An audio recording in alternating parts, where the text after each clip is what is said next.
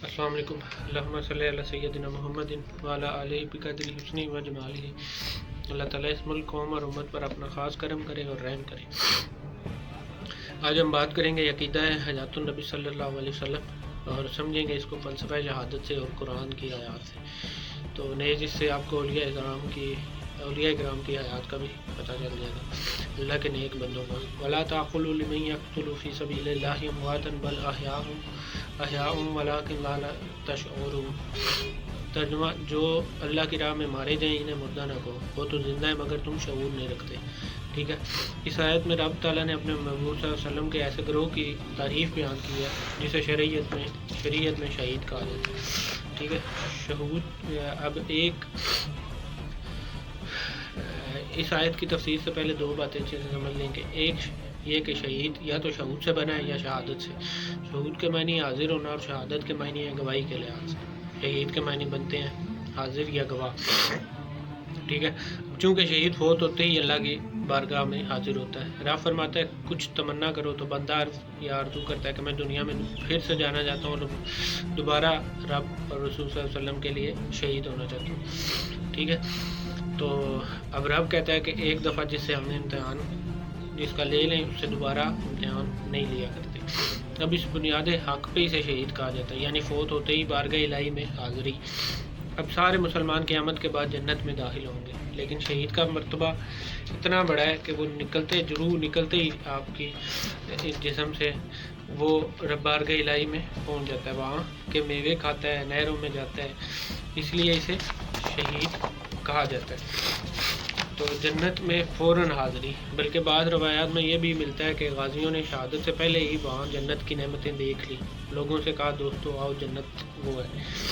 تو چونکہ جب سب لوگ جو ہے حقانیت اسلام اور توحید رسالت کی گواہی اپنی زبان، قلم یا اعضاء سے دیتے ہیں، مگر شہید نرالا جو ہے گواہ ہے، اپنے خون سے گواہی دیتا ہے، لہذا شہید کہلاتا ہے۔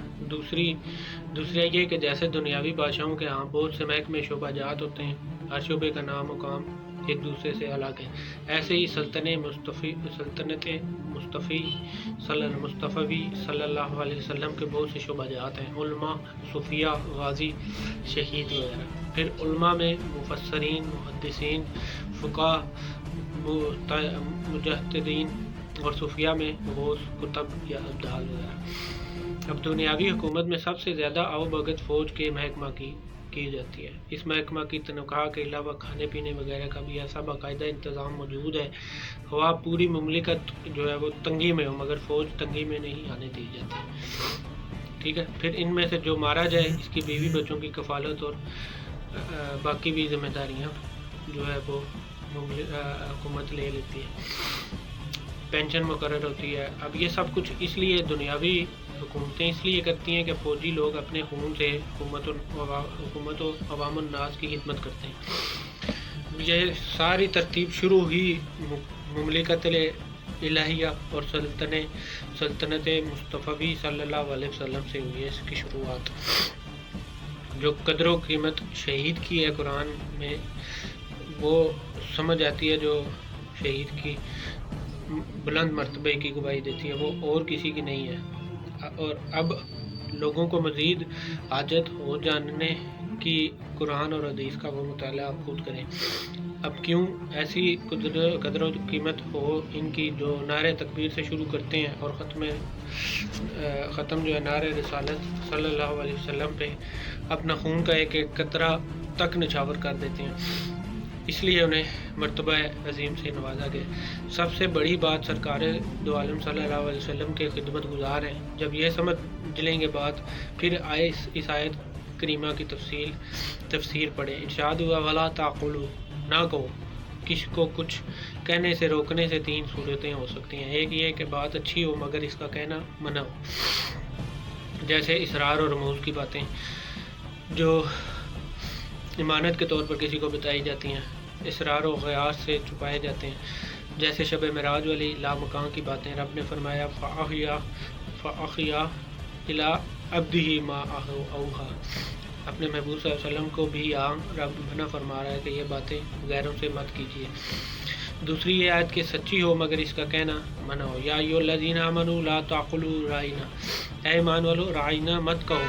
رائنا فی نفسہ ہی برا نہ تھا، ٹھیک ہے، برا نہ تھا، مگر چونکہ اس سے گستاخوں کو بے ادبی کرنے کا موقع ملتا تھا اس لیے منع کر دیا گیا، روک دیا گیا. صوفیہ فرماتے ہیں کہ بے ادبی کا سچ جو ہے وہ کفر ہے اور ادب کا جھوٹ عین ایمان ہے. ٹھیک ہے. ابلیس نے کیا کہا تھا؟ ربی بما اغویتنی، خدا تو نے مجھے گمراہ کیا. بات سچی تھی. ہادی اور فضل الہی پاک ہی ہے، اللہ ہی ہے، فضل اللہ پاک ہی ہے. ٹھیک ہے. مگر اس ابلیس کا اس طرح اس انداز میں بولنا کفر ہوا، بے ادبی ہوا. آدم علیہ السلام نے کیا فرمایا؟ ربنا ظلمنا انفسنا، خداوند ہم نے اپنی جانوں پہ ظلم کیا. بات خلاف واقعہ تھی، بندہ جو ہے بے ارادہ کیا کر سکتا ہے، مگر آدم کا ایسے بولنا عین ایمان ہوا. وہ محبوب بندے جو کبھی گناہ کے قریب نہ گئے ہوں یہی کہتے رہے کہ ہم گنہگار ہیں، خطا کار ہیں. بات خلاف واقعہ ہے مگر ایسا کہنا اور مان لینا درجات کا ذریعہ ہے.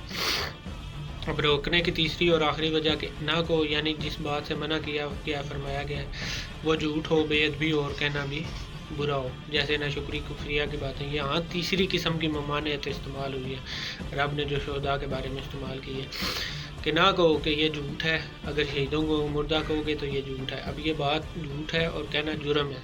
ٹھیک ہے. لا تعقلوا کی نہیں جو ہے وہ اول درجے کی نہ ہے. قرآنی خطبات میں اکثر و بیشتر احکامات جو ہے خطابات صرف انسانوں سے ہیں. ٹھیک ہے. مراد نماز، روزہ، حج، جہاد وغیرہ. فرشتوں پہ یہ فرض نہیں ہے، مگر ادب کی آیتوں میں رب کا خطاب سب سے ہے. ٹھیک ہے. دیکھیں، غور کریں. رب نے فرمایا خبردار ہمارے محبوب صلی اللہ علیہ وسلم سے آگے نہ بڑھو. ٹھیک ہے. اپنی آوازیں اونچی نہ کرو، ان کے گھروں میں بے اجازت نہ جاؤ وغیرہ. اب اس روئے سخن میں انسانوں، جنات اور فرشتوں سمیت سب ہی آتے ہیں. ملک الموت بھی اجازت لے کر جان مبارک جو ہے آپ صلی اللہ علیہ وسلم کی قبض کرنے گئے. یہاں بھی لا تاکلو میں جن اور ان سبھی سے خطاب ہے کہ خبردار ایسے بے ادبی نہ کرنا، شہیدان رائے خدا کو مردہ نہ کہو. ٹھیک ہے. من یقتل فی سبیل اللہ. ٹھیک ہے. لغت میں قتل کے معنی بٹنا اور بننا، اور قتل کے معنی جو بنتے ہیں بھیڑنا یا کھولنا وغیرہ. اصطلاح سے جو ہے اس اصطلاح میں جسم کی ساخت کو بگاڑ کر جان نکالنے کو قتل کہا جاتا ہے. ٹھیک ہے. تلوار، گولی، لاٹھی وغیرہ یا مار کر جان نکال دینا جو ہے قتل میں داخل ہے. کسی کو زہر دے کر مار ڈالنا بھی قتل میں شامل ہے. اس طرح نبی کریم صلی اللہ علیہ وسلم بھی خیبر میں کھائے ہوئے زہر سے، اور ابو بکر صدیق رضی اللہ تعالیٰ عنہ غار ثور میں سانپ کا ڈس جانے، کاٹ جانے، ان کے زہروں کے اثرات سے جو ہے ان کی وفات ہوئی ہے. تو یہ بھی وہ شامل ہے شہیدان میں. تو سبیل اللہ سے مراد وہ تمام عقائد و اعمال ہیں جن کے اختیار کرنے سے بندہ رب تک پہنچے. لہذا عقائد کی حفاظت کرتے ہوئے یوں ہی نماز، اذان وغیرہ شعائر نے دینے کی حفاظت کے لیے جو بندہ مارا جائے اس میں داخل ہے. ٹھیک ہے. شعر فقہ میں ہر ظلم مقتول مسلمان یا عاقل و بالغ شہید ہے، اگرچہ اپنے جان و مال کی حفاظت کے لیے بھی مارا جائے. اس کو غسل نہ دینا کفن، مگر اللہ کی راہ میں جان دینے والا انسان بہت درجے والا ہے. اس لیے یہاں فی سبیل اللہ کی قید ارشاد ہوئی ہے. اور اسلام میں حکمی شہید تو بے شمار ہیں. چنانچہ مسافر سفر میں مرے تو شہید ہے، عورت نفاس میں مرے تو شہید ہے. یہ لوگ قیامت کے روز شہید کے زمرے میں اٹھیں گے. بل احیاء ولکن لا تشعرون. شہیدوں کے متعلق زندگی کے ماننے والے مسلمانوں کے 3 بڑے فرقے ہیں. پہلا، بعد از موت نہ نبی زندہ ہے نہ ولی، یہ ماننا ہے پہلے فرقے کا، نہ شہید. اس فقہ کی دلیل قرآن سے جو درجہ ذیل آیات ہیں. انک میتم و انہم میتون، یہ پہلی آیت. اے محبوب آپ کو وفات آنی ہے اور ان سب کو بھی. دوسری، کل نفس ذائقۃ الموت، اور ہر جان کو موت چکھنی ہے. تیسری آیت، کل من علیہا فان، اور رب فرماتا ہے جو زمین پر ہے اسے فنا ہے. یہ 3 آیتیں پہلے فقہ کے ماننے والوں کی ہیں جس کی بنیاد پہ وہ جو ہے نبی اور شہید اور ولی کو زندہ نہیں مانتے. آگے نیکسٹ میں آپ کو اسی حوالے سے مزید دلیل سے اور قرآن اور سنت سے سمجھاؤں گا انشاءاللہ. اللہم صلی علی سیدنا محمد وعلی آلہ بقدر حسنہ و جمالہ.